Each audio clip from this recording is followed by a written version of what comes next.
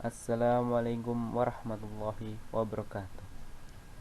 Perkenalkan, nama saya Muhammad Syarif Ridho, NIM 202003005, Prodi PKMI 2A.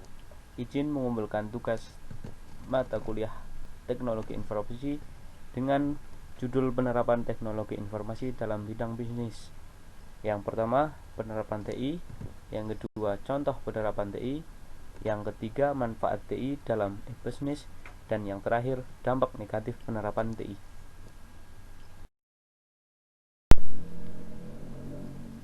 Yang pertama, penerapan TI pada bisnis, yaitu penerapan TI dalam bisnis berupa e-business atau e-commerce.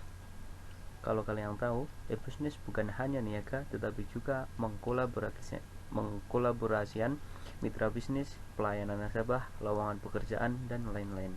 Dan sedangkan e-commerce yaitu penerapan TI dalam hal perniagaan.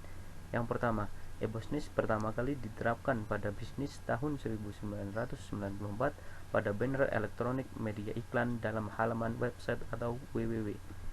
Yang kedua, terjadi perkembangan terus-menerus yang kemudian diterapkan dalam perusahaan-perusahaan yang kemudian menjadi sebuah persaingan yang tidak bisa dihindari, yang menjadi titik tolak perkembangan e-business hingga terjadi secara pesat. Dan yang selanjutnya, pengelolaan e-business dalam perusahaan yang kompetitif akhirnya memunculkan terobosan baru dalam dunia bisnis berupa online market dan sejenisnya.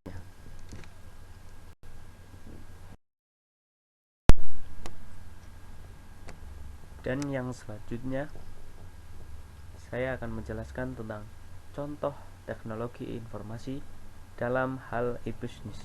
Yang pertama yaitu ada Bukalapak, OLX, Kaskus, Tiket.com, Bibli.com, Belanja.com, Shopee, Tokopedia, dan masih banyak yang lain.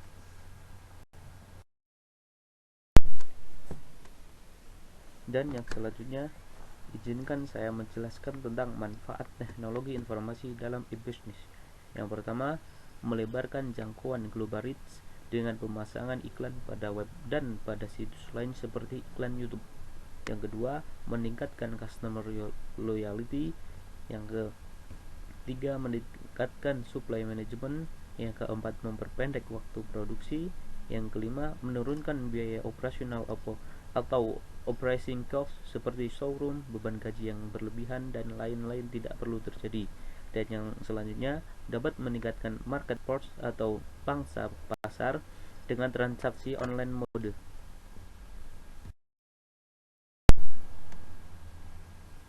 Dan manfaat lain teknologi informasi dalam e-business diantaranya mempermudah proses komunikasi dan monitoring setiap karyawan yang bekerja. Yang selanjutnya, akses informasi dan penyebaran informasi. Mempublikasikan berita melalui internet dapat tersebar luas dengan cepat dengan menggunakan fax atau pos. Dan yang lain sebagai CRM atau Customer Relationship Management. Dan yang lain juga komunikasi yang cepat. Fasilitas yang ada di internet banyak membuktikan kecepatannya berkomunikasi dengan orang yang dituju seperti email. Dan yang terakhir, munculnya bisnis baru atau e-business.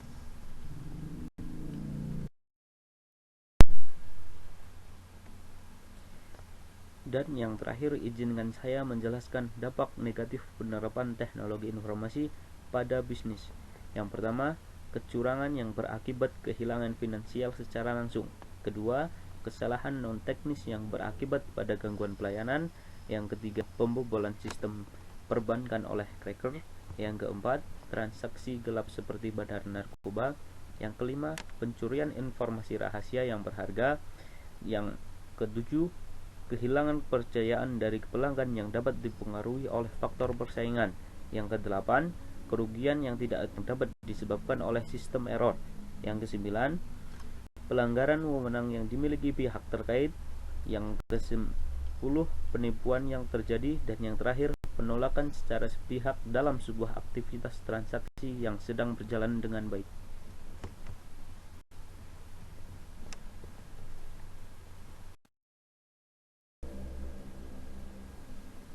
Jadi kesimpulannya, teknologi informasi terjadi perkembangan setiap saat, salah satunya dalam bidang bisnis. di mana bisnis menjadi lebih mudah dengan berbagai ide-ide baru yang muncul dari orang yang memanfaatkan teknologi informasi secara kompetitif.